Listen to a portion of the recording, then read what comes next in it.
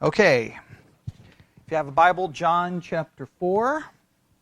John chapter 4. I'll be explaining everything here in a minute so that you know this will be no sermon rules apply for this, meaning that, you know, if you've been listening to me for any length of time, you know how I feel about the sermon structure that's used in 99% of churches. I believe that structure needs to be burned to the ground. It needs to be destroyed. It needs to be thrown out because I believe sermons have a tendency to get in the way. It almost takes the place of the text. Everyone thinks that you're getting the text because it sounds like you're getting the text. The text is read, the text is talked about, but a pastor has written a sermon, and so now that sermon is imposed upon the text. Even though you want to believe that it's actually coming from the text, in many cases I believe it's being imposed on the text. And so what I've tried to do more and more over the years is try to take that whole sermon structure and throw it into the trash and say, no, we're going to focus on the text. And then we're going to go through the text and then see what actually arises from the text. And I do that by taking you through the text with me, making you just as much as the process. In other words, I don't like you sitting there as just passive listener, but an active participant in the whole concept. And I've taken that concept, that's why we do for the podcast, the Bible study exercise, I've brought that same concept there. I don't want someone as a passive listener, I want some actively participating. So whatever text we're looking at, I like us to all walk into the text together, and then when we're done, hopefully when we come out, in theory, we should all do what? We should have all seen the same thing, in theory, but sadly, even when you throw out the sermon, in fact, in some ways, it would be easier for me just to do what? Hey, just sit there, be quiet, and listen to me. Here's the way it is. Don't argue. Right? That would probably make my life easier. I mean, people still get mad and they're still going to leave, but that's irrelevant. But at least there would not be any struggle, right? But I don't like that concept. I'm like, let's jump into the text together and figure it out. So I don't like just, here's the 3 points. I like to say, let's struggle through it. Because I think at least, no matter what you think about me, you have to at least hopefully walk away going, man, we dug into that text. So that's what we're doing. So if you haven't been paying attention, for the Bible study exercise for the next 6 to 7 weeks, we're studying a number of passages in the Gospel of John. We started the Bible study exercise, which typically is supposed to start today. I started it early. In fact, I think this is like part 4 now. I think this is part 4. So I've already done 3 hours plus on the subject, even before I got here today. So we're way ahead of schedule. But we are in John chapter 4 for the next week. And then next week we'll be in another passage in John. So for the next 6 or 7 weeks, we'll be in the Gospel of John, working on individual passages. Typically for the Bible study exercise, I give everyone online a big assignment, either the topical method or the thematic method or the word study method, and then they do all the work, and then everybody sends me all their work. This time I decided not to do that, so we're just working on the individual chapter with no big Bible study method attached, and then just see if we can work through the text. So we're in John 4. So what we're going to do, I can't go back and review all the 3 hours I've already worked on all of this, but I'm going to try to get us on the same page, and then we're going to be working through it. So you'll need Bible dictionaries today. So if you don't have one, please let me know. I've got a bunch of them up here. A bunch. So does anyone need one? Does anyone need one? Raise their hand. All right, good. Here we go. That was simple. There's one. Anybody else need one? They're all over the place. Anybody need one? There we go. There's one. Okay. All right. Anybody else need one? Need one, Eli? $50. Okay, well, wow, look at that. Okay, do you want one? Only $40 for you. Okay, all right. See, I was giving you a $10 discount because the $50 wasn't working. Okay, everybody good? All right. And for those listening online, I don't charge money for the dictionaries. Okay, all right. Someone will email me, how dare you? No, I'm joking, people. I'm joking. Okay. All right. So, everybody ready? John 4, here we go. Let's jump in. All right. I'm going to just read through this the first time. And then what I'm going to do is I'm going to point out, and I've already done this online, pointed out what everyone should be focusing on for the next week. But here we go. John chapter 4, verse 1. When therefore the Lord knew how the Pharisees had heard that Jesus made and baptized more disciples than John, though Jesus himself baptized not, but his disciples, he left Judea and departed again into Galilee. Now, let's stop right here. This is very important, because we're getting ready to read a verse that every pastor that I've ever heard preaches on this passage approaches it in a very specific way. And I question the way they approach it. And I question the way they approach it because I believe verse 1, for some weird reason, gets quickly overlooked. So in John chapter 4, verse 1, this is where you get to participate. How would you understand what is happening in John chapter 4, verse 1?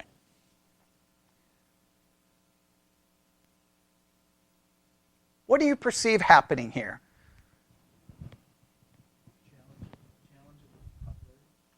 Okay. Stephen just said a challenge to the popularity, but go ahead and explain. I was just going to jump on that and go, this is what Stephen means, but I don't want to do that.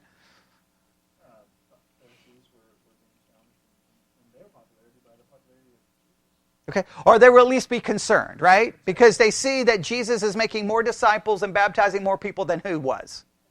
John the Baptist, right? And they were already curious about John the Baptist, right? How do we know they were curious about John the Baptist?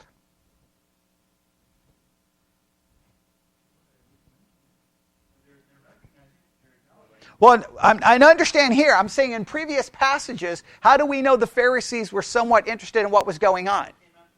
Okay, find me the passage that talks about that they came out to see what was going on. Okay.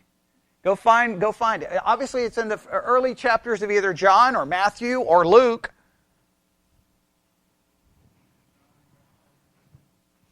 Find me the passage where John seems to say, hey guys, you came out here for a reason because they came to see what was going on, right? Luke 3, what verse?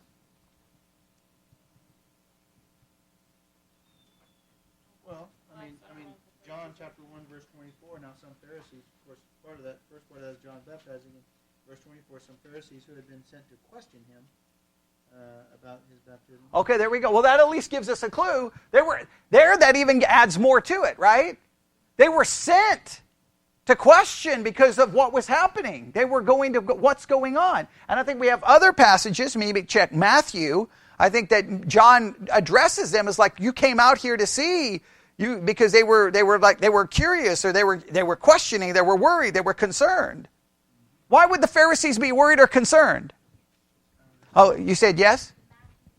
Matthew 3? It says, what verse? Verse 7. Matthew 3:7. Many of the Pharisees and Sadducees come to his baptism. He said to them, O generation of vipers, who hath warned you to flee from the wrath to come? All right, but they came out to see what was going on, and he addresses them, right? Why are you here? Are you here because you're trying to get away from sin? Or why? Or judgment? Why are you here? So clearly, something is happening, and they're curious. And you know, and I kind of was asking the question, I cut myself off. Why would the Pharisees be concerned? They're the religious leaders. If John is out baptizing people, that is a significant thing, because in that culture, who was typically, if someone was going to be baptized, it was typically a Gentile who was converting to Judaism, and he's baptizing. So there's lots of questions going on. So they're a little concerned. And now John 4:1 seems to indicate what? Something is happening, right? Now a new person is on the scene. Who is the new person? Jesus. And he seems to be growing with more disciples and more baptisms than John. If they were concerned about John, there would be even double concern about Jesus if he has more. I think that's important. I think that's significant to this story that for some reason everybody overlooks. Now, as soon as it expresses that it seems to indicate that there may be a concern here, and if there's a concern, what could this lead to?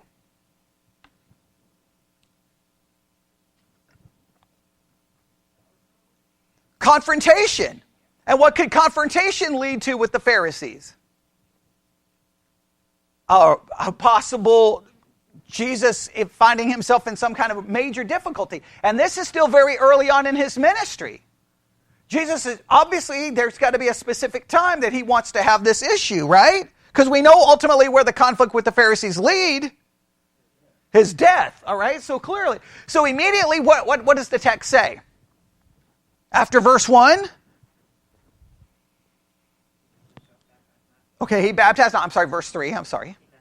He leaves. He leaves the area.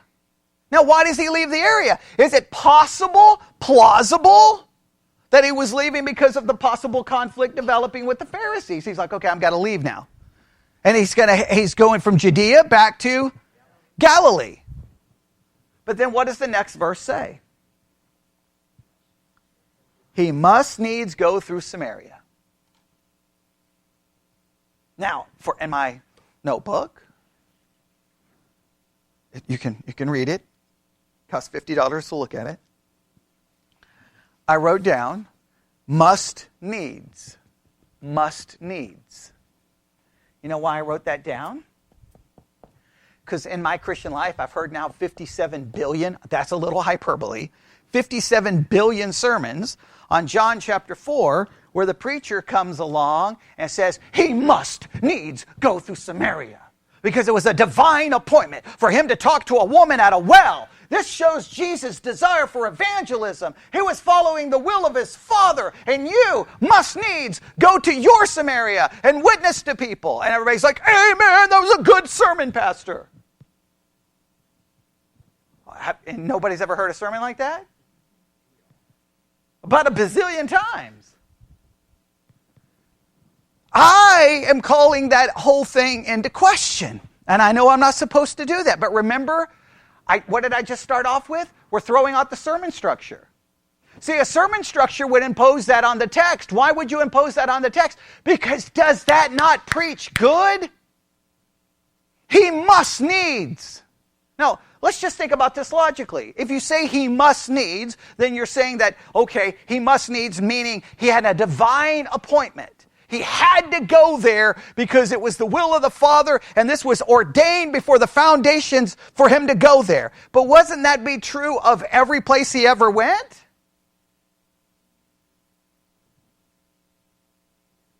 So why all of a sudden in this text, he must needs? Preachers latch onto that because it preaches good. But I would be thinking, well, wait a minute. Didn't he must needs go everywhere he goes? So that doesn't seem to fit to me. Now, I'll give you an example of how all the commentaries handle it. You know how they're going to handle it, right? Come on. How do you think they're going to handle it? I've already told you. How do you think they're going to handle it? There's a divine appointment concept. Okay, that's it. I'm giving you the answer, and now all you have to do is repeat it back. Okay, all right? So, all right, here we go. All right, now I'm going to start with just a couple of here because I've got like 20 commentaries here, but it's just hilarious. All right, here we go. He must needs go through Samaria, following the shortest and most usual road, and the one we find him taking from Galilee to Jerusalem.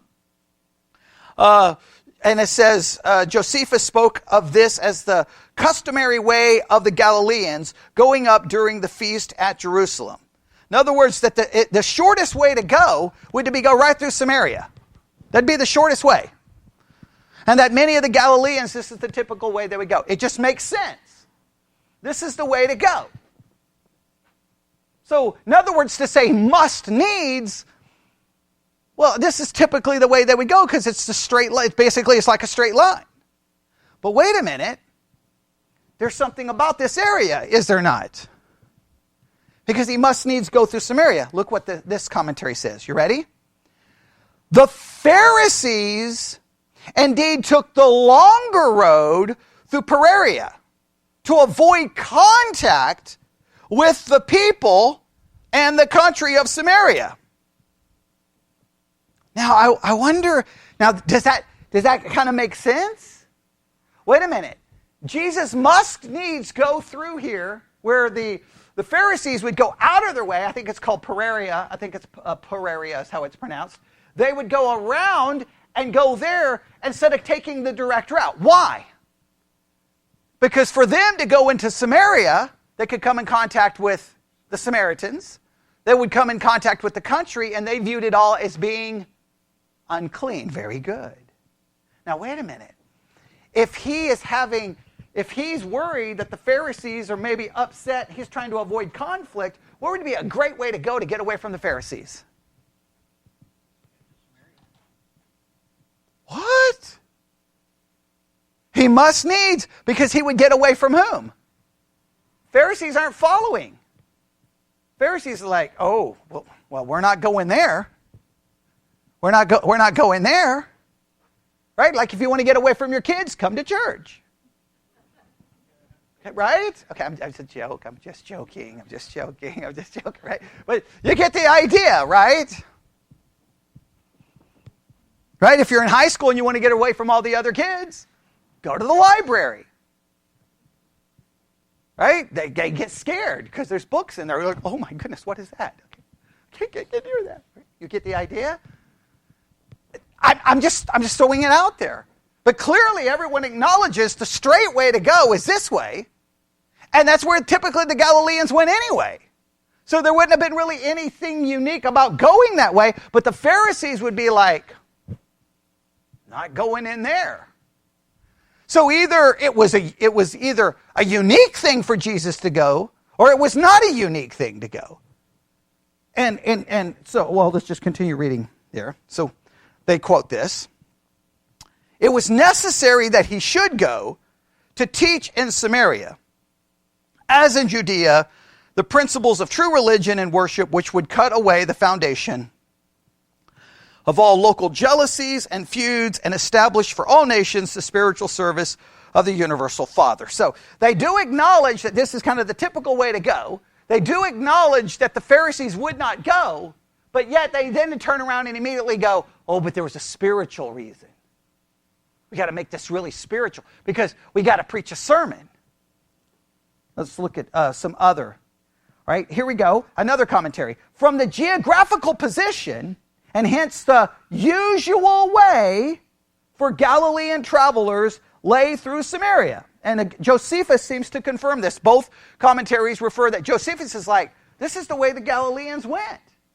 There's nothing unusual about it. So then, if there's nothing unusual about it, then what's the must needs? Because this is the way he would have went anyway. So that doesn't seem to make sense. So you say, well, it was a divine appointment. Well, everywhere Jesus went, you could put what? He must needs. He must needs. So what? To me, the only thing that makes sense, he must needs why? He was trying to get away from whom? That's at least my thought.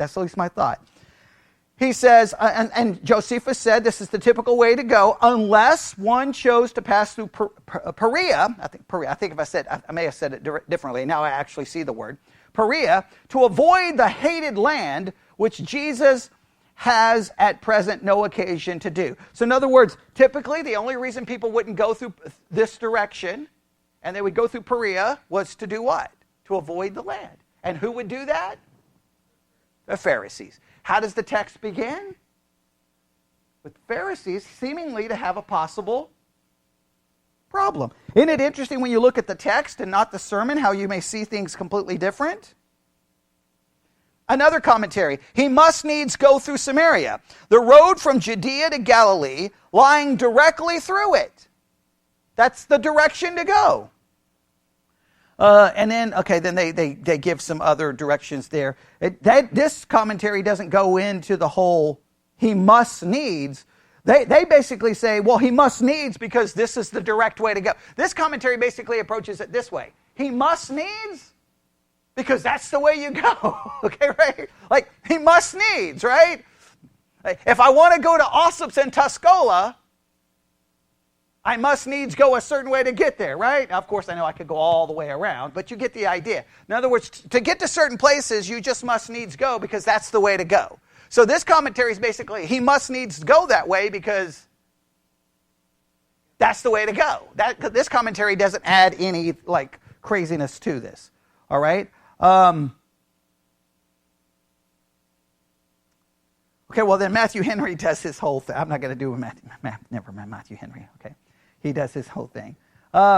Another commentary is explained by the position of Samaria. That's in other words, he must needs interposed between Judea and Galilee. Only the very sensitive Jews went around by Perea.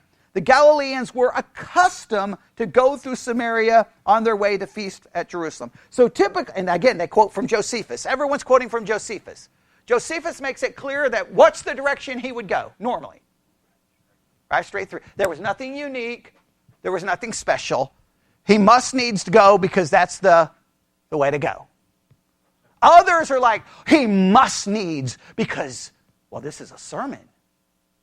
And I got to make it spiritual. I think he must needs is a reference to possibly what? He knew who wasn't going to follow. Pharisees. Does that ruin the text for you? Does it ruin all the sermons you've heard your entire life? It does, because I've only heard it 1,000,000 times. I've heard it in missions conferences, evangelism conferences. I've heard it so many times. If you don't believe me, just grab the Edify Christian Podcast app today, Sermons 2.0 app. Just look up John 4 and start listening to every sermon and how they handle he must needs. Because once one person preaches it that way, everyone preaches it that way because it sounds good. Right? I can make this morning about what? Evangelism. But you see, here's what I want you to hear. If I make it about evangelism, what am I doing? I'm imposing an idea on the text. I hate sermons. Let's look at the text. So, must needs. Everybody see that? I believe. So what's my hypothesis? I'm not saying I'm dogmatic. That he must needs in order to avoid any confrontation at this time with whom? The Pharisees. And someone who's listening online, they sent me this morning. This is what they sent me. First, they sent a definition of the Samaritans. They do a really good job there, all right? And then, Jews despise the Samaritans. So saying Jesus went to Samaria to get away from the Pharisees is totally plausible. That's good. See, my listeners are really smart, because if they say opposite, I don't let them listen to me anymore. Okay, I'm joking. Jesus removed himself from situations as the timing was not right for that specific confrontation. And they give some scriptures. Look at John 6:15. John 6:15. Now, I have not verified these scriptures, so if he typed them wrong or he has a scripture that we don't understand, we'll just pretend like it's amazing. Everyone will just go, wow. And then we'll just look at each other going, I don't know what he was doing. Okay, no, I'm joking. All right. I'm going to offend my listeners. Okay, all right. What happens in John 6:15? Oh, what happens? What happens? When Jesus therefore perceived that they would come and take him by force to make him a king, he into a mountain. So this is an example of him doing what? Perceiving a situation and doing what? Getting away from it. Oh, wait, that cannot be possible. That ruins my sermons. Now, how do we typically preach John 6:15? This is when you need your alone time with God. See, this would turn into a sermon about quiet time and your daily devotional time.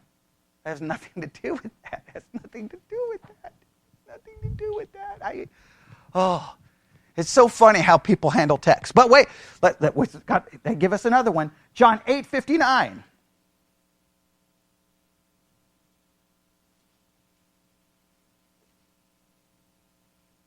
What happens in John 8:59? See, if I keep this up, my listeners can just start writing my sermons for me, okay?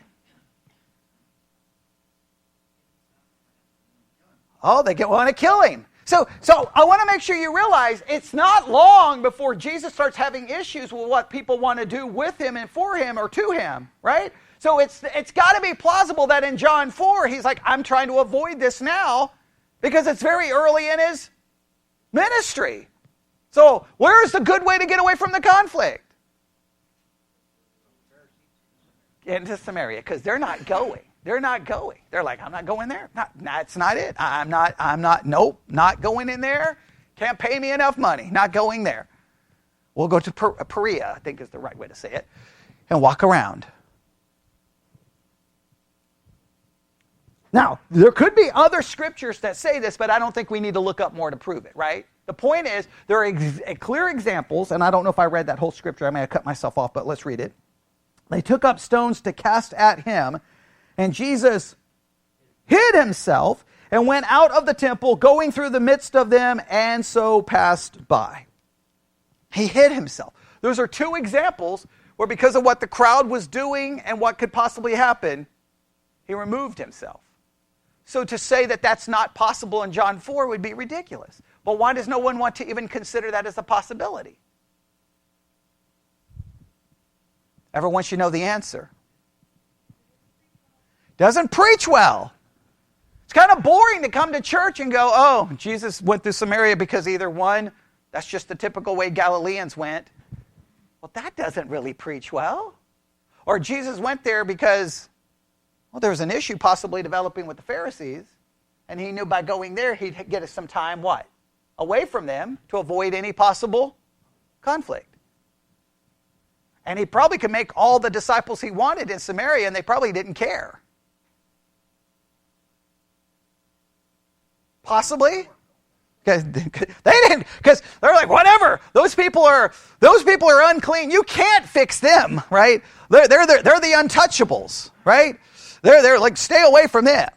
So I know that doesn't preach good, but what I want you to, this is the lesson I'm trying to drive home here. You can't allow sermons to mess up how you read the text. And people fall for that trash all the time, and I got to be just blunt about it. It's so manipulative when preachers do that. Because if you want a sermon, then what would I have to do right now? I would have to preach that in a way that would be like a sermon. But if we throw out the sermon, then what do? We look at the text, and what do we try to figure out? What it means. All right, so let's go back to John 4. So that was the first thing I wrote down. He must needs. Go back to John 4. Tell me when you're there. Now, we've kind of already alluded to it. We've kind of already hinted at it. But he must needs go through Samaria. What was the deal with Samaria? Because clearly we've already realized that the Pharisees wouldn't even go there, right?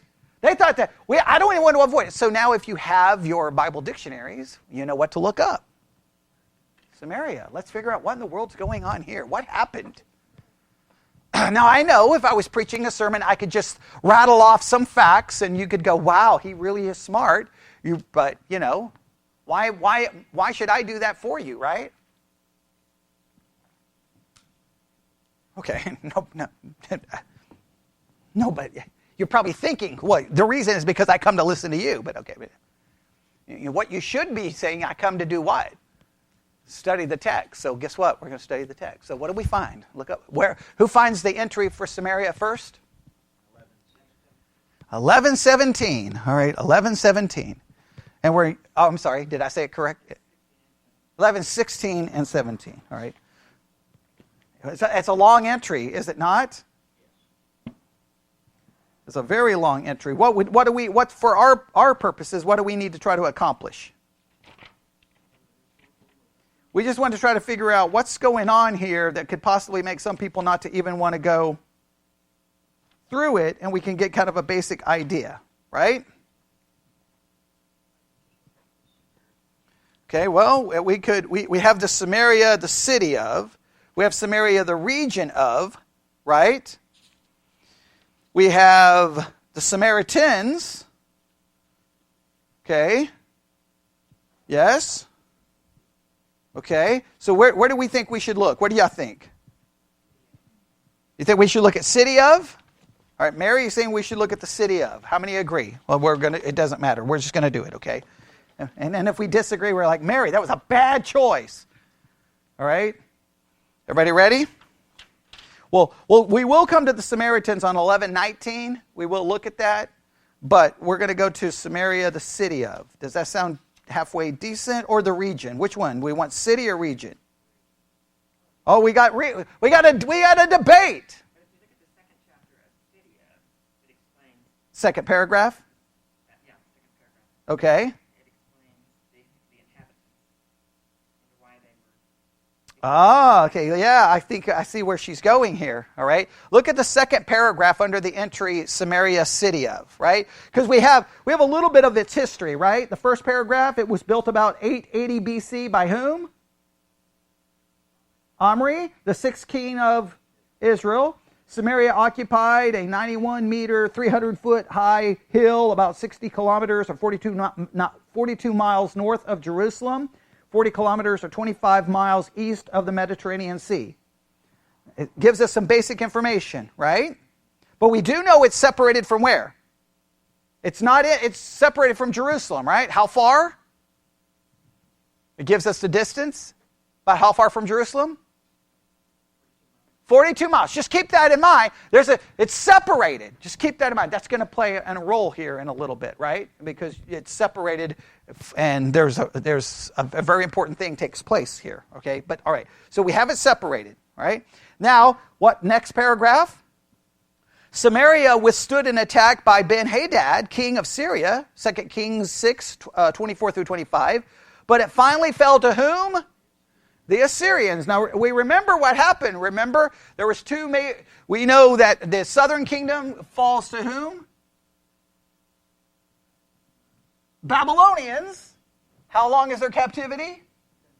Come out. The northern kingdom falls to the Assyria. Never really return in any meaningful way. All right, so we know the Assyrians were an issue, right? So Samaria falls to whom? What year? 722 BC. And its inhabitants were carried into captivity. The city was repopulated by people from Babylon. Okay, and it names other places, right? Do you see all the other places? Right? 2 Kings 17:24. All bringing their pagan idolatries with them. Oh, here we go. You ready for it? Intermarriage of native Jews with these foreigners led to the mixed race of Samaritans, so despised by full-blooded Jews during the time of Jesus. See John chapter 4. Oh, there we go. So this region had been taken by the Assyrians, and it was repopulated by all kinds of different people and different religions and different beliefs, and they intermarried. So now the Samaritans are viewed as not pure Jews. So their issues are very much what kind of issues? Racial issues. Right? You're not a pure Jew. You're a half Jew. You're mixed. So guess what? Somehow you don't count. You're less than. Now this has happened in lots of ways, even in society, right? We can talk all the different ways. And it can be really messed up how that can go down. Because sometimes you can feel like isolated because neither quote-unquote group, neither quote-unquote pure group will acknowledge you. I mean, it's really messed up the way it works. It blows my mind how people can think, and I don't get it. I don't understand it. But this is just, well, I do understand it from this perspective. Once again, it just demonstrates whether you're religious or not religious, what are you still? A sinner. And guess what sin produces? Sinful actions and thinking that is horrible. Treats people less than human. It's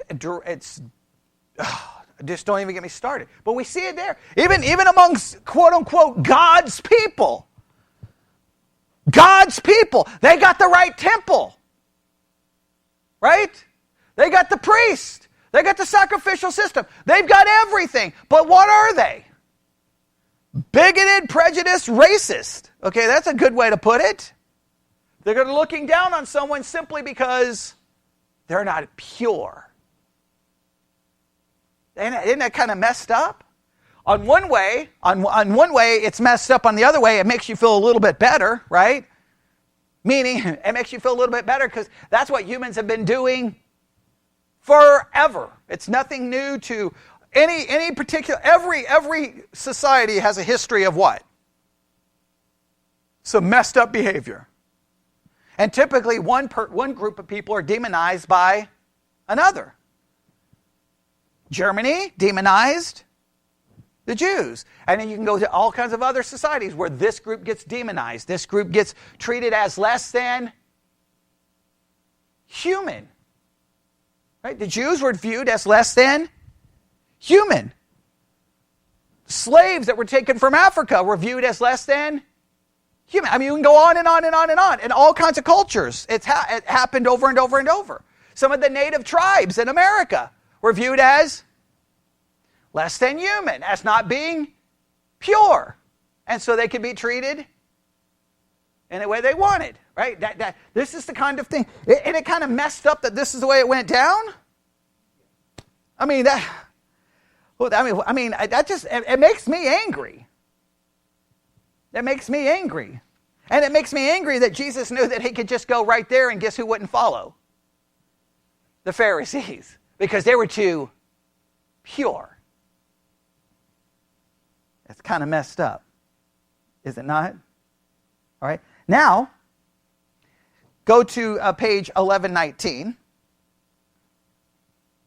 And I would challenge those listening online for your homework. I would challenge you to get a good Bible dictionary and look up everything it has to say about Samaria the city, Samaria the region, and the Samaritans. Samaritans are natives of inhabitants of Samaria, a distinct territory or region in central Canaan. Until the rise of Assyrian power in the ancient Near East, Samaria was occupied by the tribes of Ephraim and the western portion of the tribe of Manasseh. Many of the sites in Samaria held important places in Israel history. You see the first one. Mount Gerizim. Everybody see that? You may want to write that down. Mount Gerizim and Mount Ebal were the scenes of the covenant renewal ceremony in Joshua's time.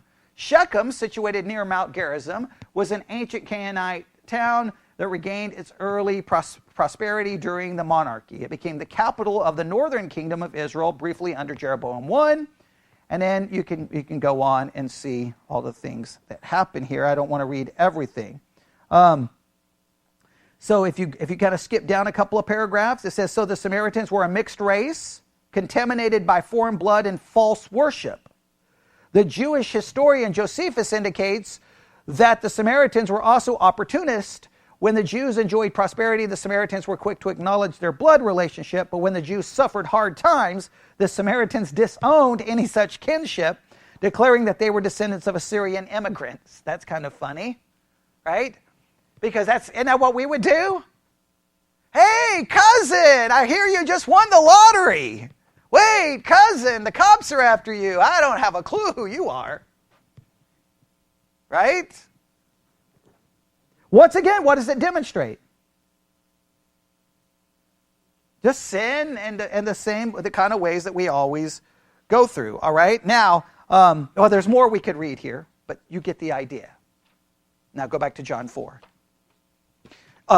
Someone look up, since they have the dictionary, someone look up and see if there's an entry for Mount Gerizim. Okay, see if there's an entry for Mount Gerizim. We won't look at it now. If there is an entry, just keep it marked and the page. All right, we're going to run out of time. We're making it really far.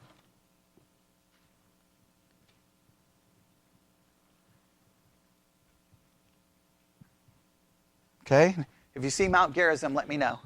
There is an entry? Okay, good. Just we'll look at it in just a second. Okay, all right. All right, here we go.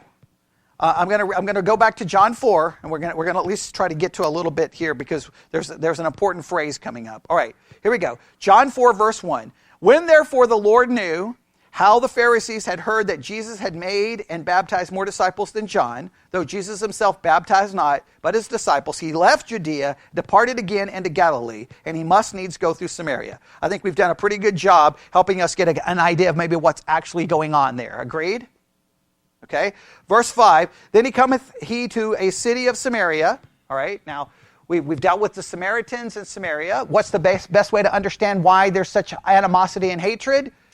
Because they're viewed as a mixed race, and there's conflict, and you could even argue that, according to Josephus, the Samaritans were opportunists that sometimes would act like they were related, but sometimes not, but the Jews also hated them. There was just major issues here. Right? But a city of Samaria which is called Sychar. The famous Sychar is associated with Jesus' conversation with the woman who came there to draw water, her conversation and the conversion of many of the Samaritans during his 2 days in the area. Many scholars identify Sychar with ancient Shechem. Jacob's well, one of the best attested sites in Palestine, is situated on the eastern edge of the valley that separates Mount Gerizim from Mount Ebal. All right, now, just so that you know, Sychar, when nobody knows where it is today, it's gone, nobody has a clue. They associate it with Shechem. But if you do not know, of all the holy places, all the supposed sacred places in the Holy Land, of all the places you go to, because if you've ever been to Jerusalem, you've ever been to any of those places, they always say, this is where so-and-so happened. But in many cases where so-and-so supposedly happened, someone else can say, no, it was actually here. And typically, which one wins? Which one is the biggest tourist attraction? And then everybody's like, oh, this is where it happened. But sometimes we don't know. But everyone seems to be 100% sure that the most attested to site in all of the Holy Land is Jacob's well. And you can go see it. And it's located, if you listen to the podcast, you know this. It's located in that area, but it's located inside a church that was built in 380 AD. And it's controlled by the Greek Orthodox. I talked about it yesterday. On the podcast. I won't go into all the details, but it's there today, and it's like, that's the well. That's the well. And most everyone is because they know it's of ancient origin, and here's one good thing, you can't move a well. Okay? You can't move a well. And there's pictures of it, and, well, we won't get into all of that. All right, so now we kind of know a little bit about Sychar. Near the parcel of ground that Jacob gave to his son Joseph. Now, verse 6, now Jacob's well was there. Jesus, therefore, being wearied with his journey, sat thus on the well, and it was about the 6th hour. Then cometh a woman of Samaria to draw water. Jesus saith unto her,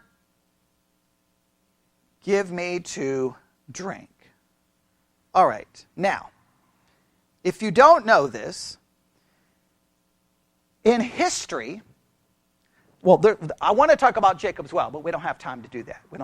I'll just give you a little history. I don't want to repeat too much what I've done on the podcast because the people who listen to the podcast will be like, we already know all of this. But I have to mention to this because I feel like a lot of you don't know what I'm about to say.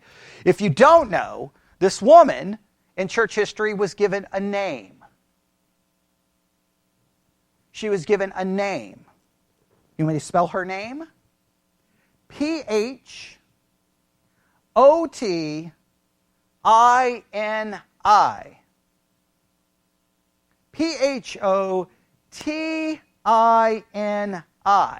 Now there's debates depending on who you listen to and how to actually say her name. I say Photini. Sometimes I will say Fotini, but Photini seems to be the best way.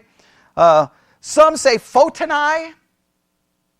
I say Photini. That's what I'm going with because I'm in Texas and we're right. However, we say whatever. Okay, but it's Photini. They've given her a name, and if you're in Greek, if you know someone who goes to a Greek Orthodox church today, you may want to ask them, "So, what did you learn about Saint Photini?" And they'll be like, "How did you know that today is the feast day for St. Fotini, because you go to a really smart church where you learn very important church history information, all right? So, okay. Do what? Well, there's an interesting story about, well, not really, because they declare people to be saints just like the Roman Catholic Church declares people to be saints. So they have their patron saints, and so St. Fotini it's a very important day. Now, if you don't know the story about her, supposedly the way it works in church history, this is the claim, that she got baptized. In fact, I'll just read to you exactly what the claim is. St. Fotini lived in 1st century Palestine and was the woman that Christ met at Jacob's well in Samaria, as recorded in the Gospel according to John. After her encounter with Christ, she and her whole family were baptized by the apostles and became evangelists of the early church. Fotini and her children eventually were summoned before the Emperor Nero and instructed to renounce their faith in Christ. They refused to do so, accepting rather to suffer various tortures. After many efforts to force her to surrender to idolatry, the emperor ordered that she be thrown down a well. Fotini gave up her life in the year 66 AD. So, what is one of my listeners sent this statement to me. It was rather profound. She met Jesus at a well, and she died for Jesus in a well. Now, we don't know for sure if this is verifiable history, but if it's accurate, that's who this woman, her name became, that was called Fotini. Now, again, I cannot verify this, but I want you at least to know the history. Today in Greek Orthodox churches, it is that feast day, and so their homilies will be about St. Fotini. Today. Yeah, today. Today is the feast day. So it just fit perfectly that's the time we're covering this. All right? So, now there's the woman's name. There's the woman's name. So, let's do this. We're going to... I wanted to get to Mount Gerizim, but that's okay. We will do this. I'll skip down a little bit. I would like, and for those listening online know what they're supposed to do, I need everyone who's participating in the Bible study exercise to look up everything you can about Jacob's Well, just to see if there's something significant that this event happens at Jacob's Well. Right? I would like to do a little bit of work on that, but is there an entry in the Bible dictionary for Jacob's Well? I doubt there is, but just tell me if there is. I wanted to do some cross-referencing, but we don't have time. Because some weird reason people think church can only be so long. That's a joke, everyone. Oh, we have an entry for Jacob's Well. All right, 2 sentences. Okay, well, let's at least look at it. I doubt it's going to give us any major significance, but what page? What is it? 629. All right, 629. 629. I wanted to do much more work on the well, but okay.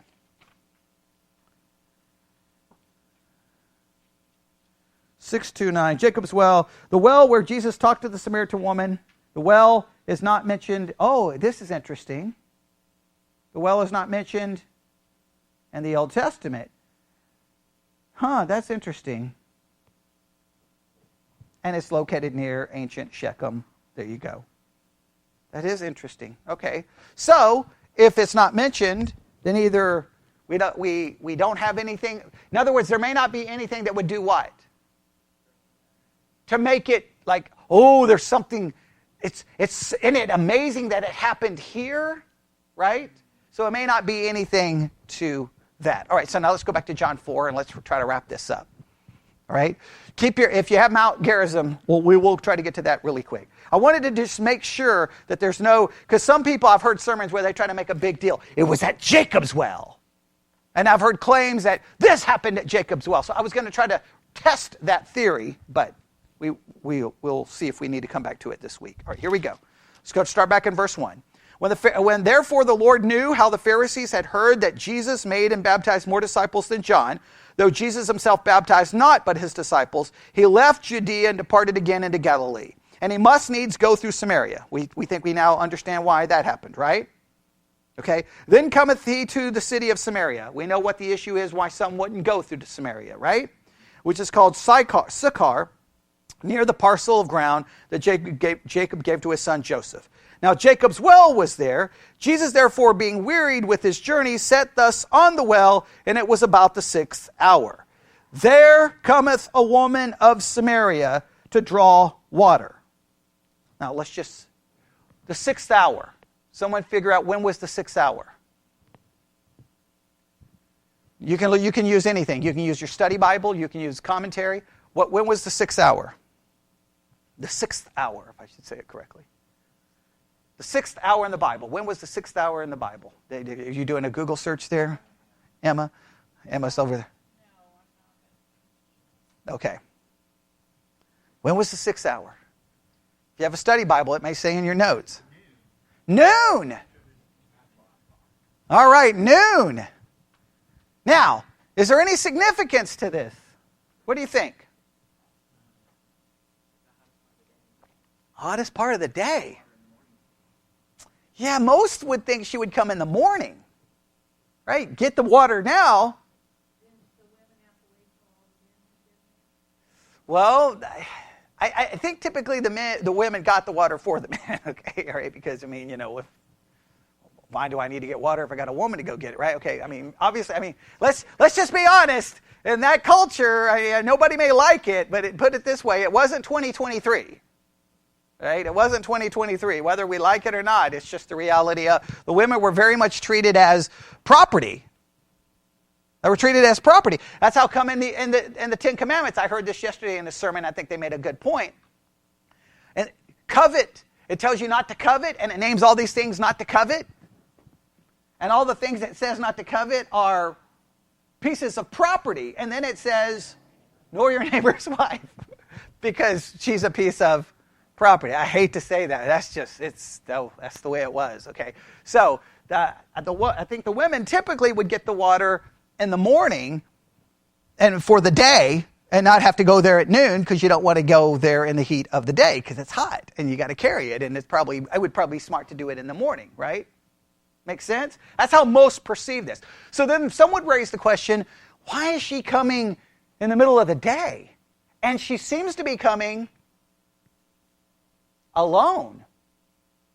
Does the text seem to imply she's coming alone? Why do you think she's coming alone? Ah, okay. Now this is where we're going to get. That's where a lot of people go. That there's something about her. Now, there's a lot of ways to understand. Well, we won't be able to get to it right now. But there's a lot of ways of understanding why. I did a whole review of a sermon yesterday about this, so you can go listen to it. But the implication a lot of people have is she's not well liked. She's kind of like, you know who she is. We know what she's up to, right? Because we do know this. We do know the text is going to say she had 5 husbands. Now, some people immediately assume because she got divorced 5 times. We don't know for sure because the text doesn't say that. All 5 of her husbands could have died, right? That's at least possible, right? And the sermon that I listened to yesterday pointed this out. But we do know that the person she's currently with is not her husband. So that would at least cause some scandal at this time. So it seems that possibly she's an outcast and she comes in the middle of the day, right? And she's alone. Right? Which may kind of give some idea of what's going on. But here we go. And I'll just read this quickly because I want you to have at least this. Jesus obviously asks her for water, and then she's like, wait a minute, why are you talking to me? Right? Because we have no dealings. And we know why. Jews and Samaritans don't talk. Jews and Samaritans would, even if you're going to walk through the area, you weren't going to stop to talk to them. Does that make sense? And then we know they have this back and forth, right? And then she makes this statement. Look at verse 21. We don't have time to get all the way into this. And I know I'd like to do this in better order, but I want you to at least walk away understanding this. Jesus saith unto her, Woman, believe me, the hour cometh when ye shall neither in this mountain nor yet at Jerusalem worship the Father. What mountain is he referring to? Mount Gerizim. Now look at your entry for Mount Gerizim really quick. And what does it say about Mount Gerizim? And we're going to have to stop. Okay. What else? Say anything about a temple? Does the entry not say anything about a temple?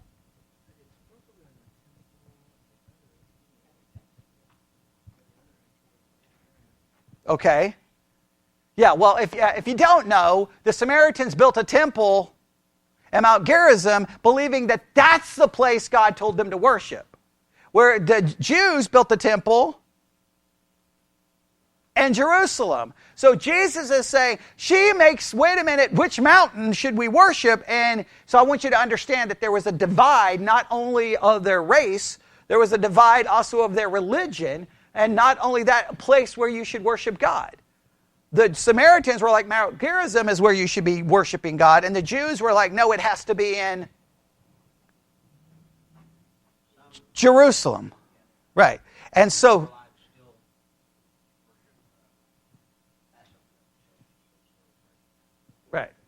right. So there was a divide right there. So here's what I want us to do. We'll end with this.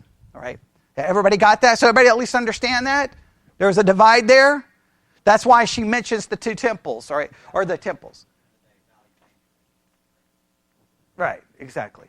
So if we have at least an understanding of how that all went down, all right? Now, what can we take away from this? This is what I want you to take away. First, I want you to see that when we actually look at the text, it's far different than the way a sermon would be preached. Yes? All right? Because we actually did what? We let the text determine. So, what do we have? We have Jesus who is making disciples, and there seems to be at least the Pharisees have taken notice. And immediately after it seems to say they take notice, Jesus immediately does what? Leaves. Now, he leaves, and it would make sense for him just to go where? Through Samaria, which is where the Galileans typically did anyway, right? But it says he must needs. He must needs either because that's just the route he was going to take, or he must needs because he was trying to get away from the Pharisees, which we have other passages where he did similar things, yes? So that kind of destroys the whole mystical way that we try to turn this into. But he gets there, right? When he gets there, he shows up at Jacob's well, right? Sychar, Shechem. He's there, and he meets the woman. And this woman's name is what in church history? Photini, right? And that Photini was considered a saint by the Greek Orthodox. Today is her feast day, and according to some sources, she was persecuted under Nero and thrown down a well. But ultimately, she's going to have this encounter with Jesus. There's far more there I would like to get to, but we can't get to. But I could either have given you a sermon, or you can have now a better understanding of the text. That's good? All right, I hope so. So I wanted to spend 2 hours on this today, Sunday school and Sunday morning, but we had to do Tertullian. And I would like to do this tonight, but we have to do Tertullian. So what do we need? We need more church services. That's what we need. Okay, all right, let's pray. Lord God, we come before you this afternoon. Lord, I hope that we learn to appreciate what the text says versus what people say about the text. And I hope that for the rest of this week, as we spend time in John 4, we've got a good foundation now on some of these very important facts, and we understand the conflict and the racial divide at the time and exactly what was happening, and that we look at it from that perspective and not the perspective of just a good sermon. And we ask this in Jesus' name. And God's people said,